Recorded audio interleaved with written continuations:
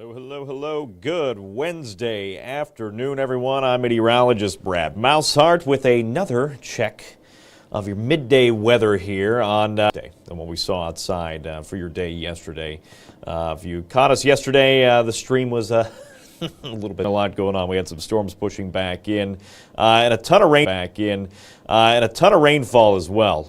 Let's take a look at some of these rainfall totals we saw. Let's take a look at some of these rainfall totals we saw across the area. Almost 2.5 inches over in Brookville as that one strong storm rolled. Half inches over in Brookville as that one strong storm rolled through Franklin County. It knocked down, I think, about 5 power poles at one point in southeastern Rush County, so just west of Franklin County, Indiana. In Franklin County itself, there was another report of some barn damage there. We'll show you that in just a second. Not the actual damage, but a report map where that happened. Oxford, just under 1.5 inches over an inch in Hillsborough, Wilmington happened. Oxford, just under 1.5 inches over an inch in Hillsborough, Wilmington, officially at the National Weather Service office there. They picked up just under an inch of rain. And Cheviot, just over 3/4 of an inch. At the airport, surprisingly, they dodged a lot of the slew, the big chunk of storm reports across our area. Every box there is an individual report of damage, and altogether across the country yesterday, we had 713 of them from that storm system. There were 5 injuries. None of those injuries were here in the tri-state, so just a really messy stretch out there. Officially in the tri-state area, plus a little bit of Dayton there, because it's hard to draw the box around just the tri-state. We had 47 reports. More specifically, 2 of the bigger reports I found out there. One was over in Mount Orab in Brown County, where there were several trees down by those storms. That time is estimated by radar around 8 o'clock. That was with the second wave of storms that pushed its way through. Back on the west side, with the exterior walls, was kind of just obliterated. A lot of that damage was scattered. I saw the video from that on social media. Scattered there across the field. Likely straight line damaging wind had helped to drag that debris across the road. But yeah, I mean, it was just intense yesterday. That was with wave number 1. That happened at 1:17. Yesterday. Off to the west of that, they had the reports of the 5 power poles down, kind of below the O in Connorsville there. And that's that same storm that trekked across Franklin County. So a mess of a day. This was another report out of Union County, Indiana. Tree down there across the roadway. One of the few trees, it looks like, in that area. There's a few back in the distance, but a lot of fields out there. Wide open fields and just one tree there. Unlucky to go across the road, and thanks for Kate for sending that to me on Facebook. Just a busy, busy day. We're starting off the day pretty nice. It's a mix of clouds, fair weather clouds, some blue sky outside right now. Thicker cloud cover. You're probably seeing that down in Kentucky from Owen and Grant County back over to Mason and Lewis County down in Kentucky. Temperatures are a little cooler too. We're running about 10 degrees cooler than we were yesterday at this time. So it's going to take us a little while for the atmosphere to kind of re-energize, get that heat to build back in. But we do have a rain and storm chance today. And then another one for Thursday. Thursday is going to be another first alert weather day. You can see that storm system down in Texas and Oklahoma. That is what is going to trek up towards the Great Lakes by the day tomorrow. And it's going to fuel a strong storm threat here. We already have a slight risk out for the entire Ohio Valley and tri-state area. Off to the west in Illinois, that is what's going to be heading our way, but not until late tonight. It's really what's going to kind of form down here. Wrong mouse. It's what's going to form down here just off to our southwest. So there's not really a whole lot going on just yet down here. But once temperatures do start to rebound, we'll see those showers and storms start to slide up the Ohio River Valley and head our direction. Again, mostly late tonight. We've had a few rumbles of thunder earlier near the Louisville area. You can see that's kind of falling apart just because the temperatures are, cooler than yesterday. We don't have a lot of moisture to work with either. So they're going to fall apart until later on this afternoon when things start to heat back up again. So here's what we're dealing with in terms of severe weather risk today. Biggest threat is going to be down by Dallas, stretching back into Oklahoma, Arkansas. We have another slight risk from St. Louis back over towards almost Louisville area. But that does not include any of the tri-state. For us, it's a marginal risk. That's a low-end threat, not a zero threat, but a low-end threat.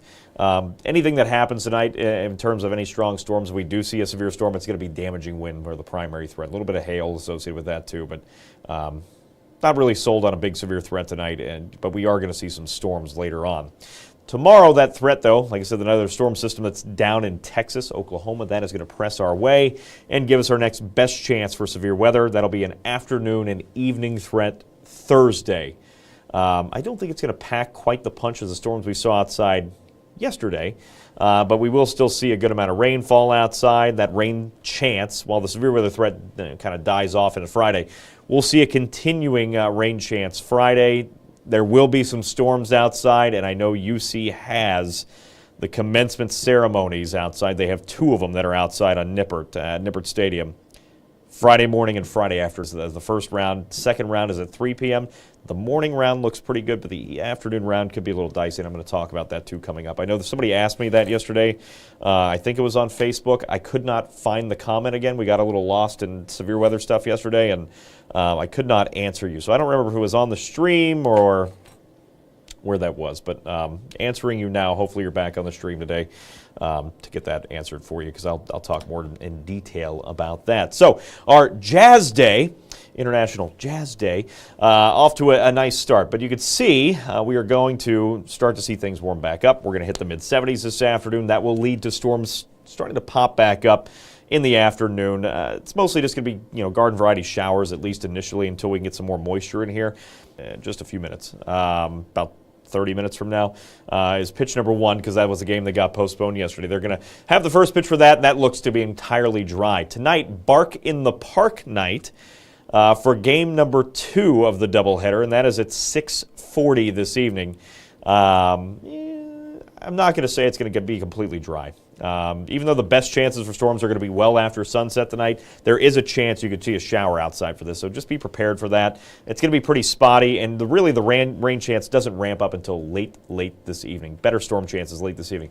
However, again, it's not a zero chance for rain, so just be aware of that at Bark in the Park. I do think we have no problem getting both games in. This is not going to be the widespread threat it was yesterday. You can see by 10 o'clock, stronger storms start to press through Indiana, where that slight risk is today. They head our direction, Decatur County. This is the model we were using yesterday. It did really well. Hopefully, we'll see if it does again really well today. But strong storms as early as 9 to 10 o'clock your way. And then, again, not everybody gets wet tonight, but there are better storm chances around midnight to 1 o'clock for the rest of us. And then those storms will push back out early Thursday morning. We'll start to see a southerly breeze kick back in tomorrow, and that's going to push temperatures up. So expect more of a muggy feel to the morning temperatures, a little bit more moisture in the air, and that'll be thunderstorm fuel for that severe threat on Thursday. Reds, again, first pitch, about 30 minutes away there with Soft Lewis in town. 65 for the first pitch, 74 by the end of that first game. Really, really nice outside for that. The second game, better than yesterday's 6:40 first pitch, but there is a stray chance we could see a shower thunderstorm. Can't rule out a delay, but I think it's going to be a lot better than what we saw outside yesterday. We'll get that game in eventually. It just depends, I say eventually. We could go on, through that game without any issues at all. It just depends on where those isolated storms pop up later on this afternoon and evening. But again, much better weather than what we saw outside yesterday. That doesn't last long, though. We have that fourth and final game tomorrow with the Cards here of that series, and it is another first alert weather day on Thursday. It's just that time of the year. Spring is always busy. 78 degrees outside, plenty of fuel out there for the storms. Best chances for that going to be an afternoon and evening event. Very similar to what we saw outside with the storms yesterday in terms of timing. Very similar in terms of threats, but I don't think it's going to pack just quite the punch we saw outside with that first round. So here's the timeline. I didn't really have to change this at all. That's how similar it is in terms of the timing and the threat. So not a whole lot through the morning hours. By about 11 to 12 o'clock there, close to the end of that first window, we will see a chance for a storm here or there. But the better storm chances ramp up after midday and especially through the evening. I think I have here on my timing here. Best chances, if I can read my own handwriting, which I can't. We could see storms as early as 1 o'clock. That's what I had outside for Thursday for us. Better chances downtown between 3 to 6. So within that middle window, and then things start to taper off later on in the evening. This is not a high-resolution look at that, but it gives you an idea that things are going to be a little bit more widespread. I chose this just because it'll go out further in the weekend, and we have a lot of things happening this weekend across the Ohio Valley in terms of outdoor plans, and that starts with UC's commencement ceremonies. The question that got brought up yesterday, UC has their outdoor commencement ceremonies. There's a ton of students there now. And, there's just not enough room to fit everybody inside of Fifth Third Arena. They have a commencement ceremony tomorrow for the Masters candidates. They have theirs at 3 o'clock, or I forget what time tomorrow. Let's see. Yeah, 3 o'clock at Fifth Third Arena tomorrow, so no issues with that, with the storms. I know there's a severe weather threat, but you're inside, so that's all right. Friday, however, it's both of the outside commencements, one at 9, one at 3. If you're heading to the morning commencement over at Nippert Stadium, it's going to be better than what we're going to see outside for the afternoon, because we will see more storms on Friday. I don't think we're going to see severe weather, but lightning will play a part in these. Thunderstorms with lightning, you don't want to be outside for that. So that's what happens by 3 to 4 o'clock. Storms build back into the area. Again, something to keep an eye on, something to think about if you are headed to round number 2. I'm not saying cancel the plans. There is a severe weather plan for this over at Nippert Stadium, but it does not include bringing all the parents and all the spectators inside. It will get all the students off the field into a safe spot. However, you're kind of, from how I understand it, and somebody might correct me here, but from how I understand it, no umbrellas anyway with the rainfall outside over at Nippert Stadium, so do plan on a poncho, maybe if we can dodge the lightning, but if there's lightning, just have a plan of your own to try to find a building to duck into, and hopefully they'll open up some doors so you can get inside there for that. But just be prepared because we will have that storm threat for the second commencement ceremony on Friday, the afternoon one. Saturday, big day, Derby Day. We have some of the Flying Pig stuff, big events. I'm sure people are going to be in town this weekend. Saturday morning, some of the storms will try to linger, showers at least, early Saturday. So morning showers outside as you're heading out the door. If you're trying to get some exercise in, maybe stretch it out before the big race on Sunday. If you wait in just a few hours, that rain will quickly press on out, and by the time we hit the afternoon, sunshine will push back in. This is going to be very similar to the weather we saw outside last weekend, Saturday, where it started gloomy and then we cleared out. Very similar. You can see by 5 o'clock down in Louisville, Churchill Downs, looking good outside for that. You're going to have to dry out a little bit. The ground's going to be a little soft if you have infield tickets or anything. Just be aware of that. I know it's a dress-up event, but wear the appropriate shoes because you might sink in a little bit with how wet it's been the last couple of days. Later into Sunday morning, kicking off, or should I say, running off. The marathon Sunday morning, 6:30. Looks good there, too. Perfect weather with the clear skies early Sunday morning. Temperatures are going to be really chilly outside. That's perfect for runners. We're talking upper 30s to low 40s. It's not going to damage the plants outside, more likely than not. Be careful with that still. You might bring them in just for Sunday morning if you're concerned. But 40 degrees, climbing back into the mid-60s Sunday afternoon. Really nice day, really nice weekend. So this is the winner here. We're taking a look at it.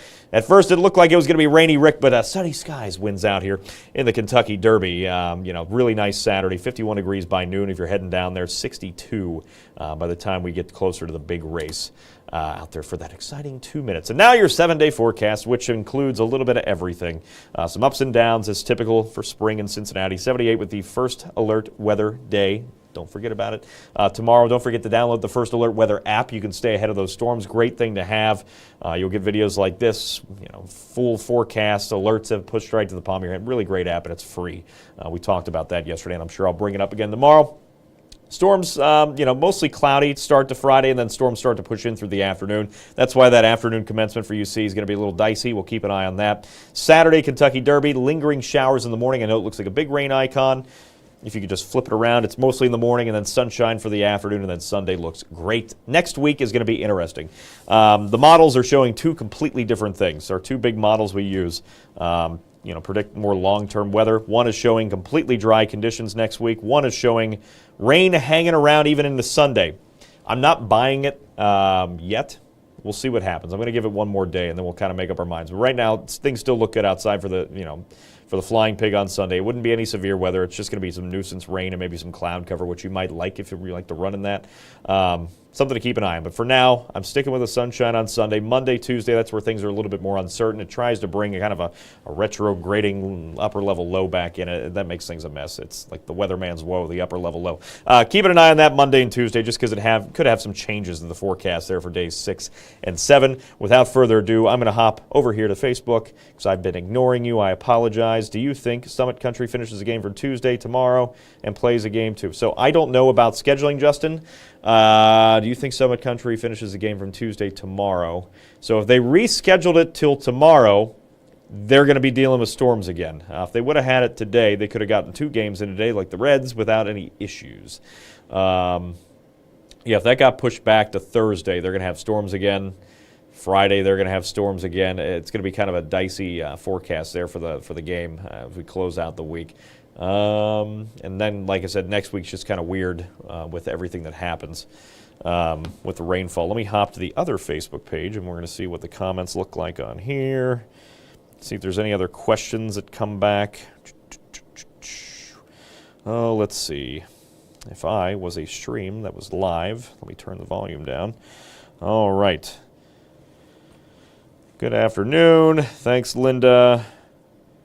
Yeah, I know you're kind of in a weird spot. You're kind of sandwiched between two TV markets, so sometimes it can be a little spotty with the coverage over in Fayette County. Thank you, John.